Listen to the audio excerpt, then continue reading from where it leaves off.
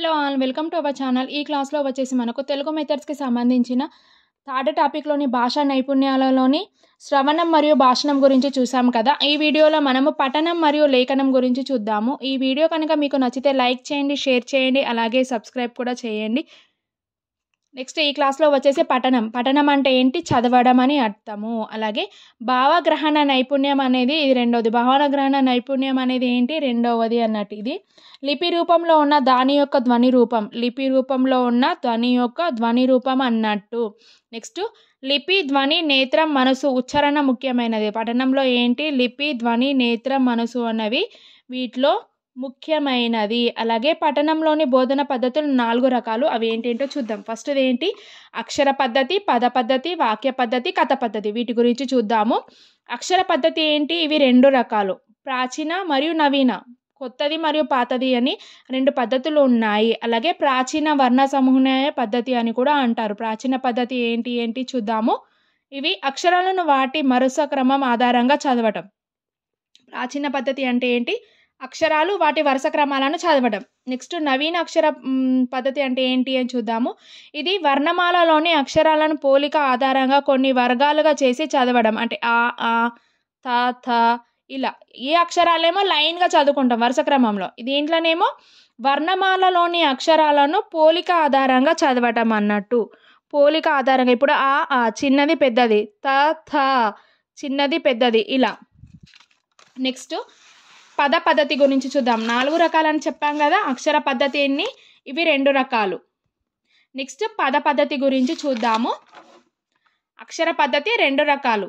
Next పద పద్ధతి. అక్షర పద్ధతిలో ఏంటి? ప్రాచీన, నవీన పద్ధతి. నెక్స్ట్ పద పద్ధతి గురించి చూద్దాము. పద పద్ధతిలో ఏంటి అని అంటే 1, 2 తరగతులు తెలుగు వాచకాలు పద పద్ధతిలో వ్రాయపడ్డాయి. 1, 2 తరగతులకు తెలుగు ఏంటి? పద పద్ధతిలో వ్రాయపడ్డాయి. అంటే అర్థవంతాలైన అక్షర సామ్యం కలిగినటువంటి పదాలలో పఠనం ప్రారంభించాలి. అంటే అర్థవంతంగా ఉండే విధంగా పదాలతో పఠనం చదవడం ప్రారంభించాలి. అంటే మెరుపు అట్టలతో ఈ పదాలను బోధించవచ్చు. పద పద్ధతిని దేని ద్వారా బోధించవచ్చు? మెరుపు అట్టతో. ఇప్పుడు ఒక అట్ట తీసుకోండి. దాంట్లో ఒక మెరుపు అట్టల సంఖ్య 4. అంటే దాంట్లో గుర్తింపు అట్ట 1, స్వయం సంవరణ అట్ట 1, జతకూర్పుల అట్ట 2.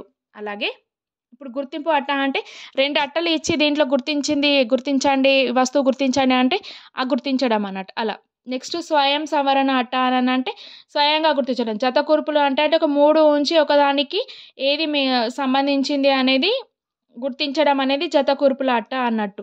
నెక్స్ట్ పఠనం రకాలు ఏంటి? పఠనం రకాలు చూడండి.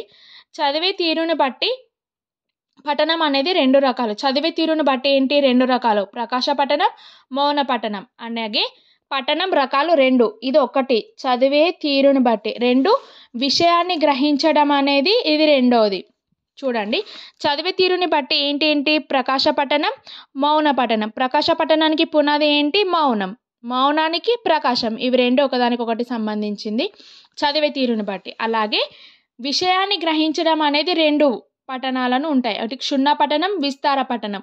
క్షుణ్ణం అంటే ఏంటి చూద్దాము. సవిరంగా చదవడం, లోపల విషయాన్ని గ్రహిస్తూ చదవడం, భాష విషయాలను అనుసరిస్తూ చదవడం. అంటే ఒక టాపిక్ ఉంటే దాన్ని భిన్నంగా అంటే లోపలగా దానికి ఉన్న మొత్తం మ్యాటర్ తెలుసుకొని క్షుణ్ణంగా చదవడం అనేది క్షుణ్ణ పఠనం. నెక్స్ట్ విస్తార పఠనం అంటే పైన చదవడము, గ్రంథాలయాలు, పఠనాలయాలు, వార్తాపత్రికలు.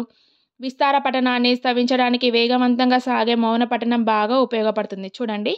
విస్తార పఠనానికి సాధించడానికి వేగవంతంగా సాగే మౌన పఠనం అనేది బాగా ఉపయోగపడుతుంది. దేనికి? విస్తార పఠనంకి మౌన పఠనం బాగా ఉపయోగపడుతుంది అన్నమాట.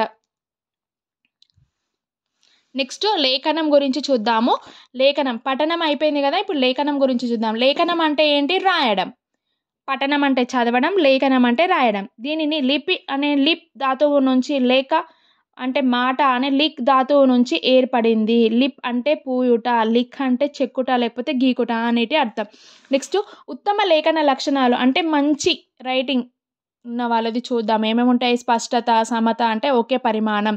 వేగం అంటే 1 నిమిషంలో 20-30 పదాలు రాయడం. రీతి అని అంటే ఒక వరుస క్రమంలో రాయడము. నెక్స్ట్ భంగిమ అంటే రాసేటప్పుడు కూర్చునే విధానం. ఇప్పుడు మనం భంగిమ అంటే ఒక భంగిమలో అంటే ఒక ఒక భంగిమలో కూర్చొని మనం రాస్తాం కదా, అది అన్నట్టు. అంటే మణికట్టును 40 డిగ్రీల వంగి పెన్ను కుడి బొటన వేలు మరియు చూపుడు వేలు మధ్యలో రాయాలి. ఇలా భంగిమలో కూర్చొని రాయడం ఏంటి ఉత్తమ లేఖన లక్షణం అన్నట్టు.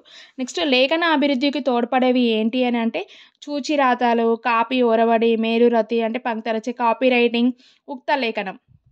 లేఖన అభివృద్ధికి తోడ్పడేవి ఏంటి చూచిరాతలు, మరి కాపీ రైటింగ్, మరి ఉక్త లేఖనం అంటే కాపీ ఒరవడిలా. ఉక్త లేఖనం చూచిరాత అంటే ఏంటి లిపి రూపంలో ఉన్న అంశాన్ని దుష్ట లేఖనం చూసి, అంటే ఇప్పుడు మన టీచర్స్ చూచిరాతలు రాస్తారు కదా, టీచర్స్ పైన రాసిస్తే మనం దాన్ని చూసి మనం కింద రాస్తాం కదా, అదే లిపి రూపంలో ఉన్న అంశాన్ని దుష్టలేఖనం చూసి రాయడం. అంటే చూసి రాస్తాం కాబట్టి దుష్టలేఖనం చూసి రాయడం దుష్టి లేఖనం లేకపోతే చూచిరాత. నెక్స్ట్ కాపీ ఒరవడి మరియు బేలుబంతి. నెక్స్ట్ పంక్తి రచన లేదా కాపీ రైటింగ్. ఇదేంటి 1వ తరగతి విద్యార్థికి ఇవ్వరాదన్నట్టు ఇది, మరియు దీనిని కాపీ రైటింగ్ అని కూడా అంటారు. నెక్స్ట్ ఉక్త లేఖనం అంటే ఒకరు చెప్పగా రాయడం ఏంటి డిక్టేషన్ అన్నట్టు. ఈ విధంగా లేఖనం.